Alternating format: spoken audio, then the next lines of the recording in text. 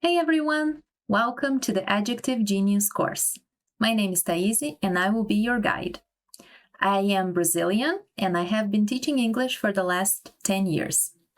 In this video, we are going to cover all the subjects of our course. Let's get started! In this course, we will have 10 lessons. This first lesson is our introduction and course overview. In lesson number 2, we will see the definition of adjective and adjective placement. In lesson number 3, we'll talk about suffixes, specifically the suffix full and the suffix less. In lesson number 4, we'll talk about suffixes again, but we'll focus on the suffix ed and ing. On lesson number 5, we will talk about suffixes again, and in this one, we'll talk about the suffix y.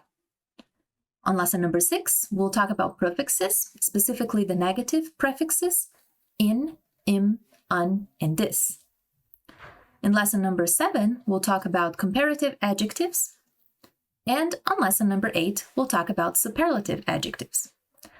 Lesson number 9 will be about intensifiers and mitigators. And lesson number 10, to close up our course, it will be about adjective order. I hope you enjoy all the lessons, and I hope you stick with us until the end of the course. Thank you very much for watching this class, and I'll see you on the next one. Bye!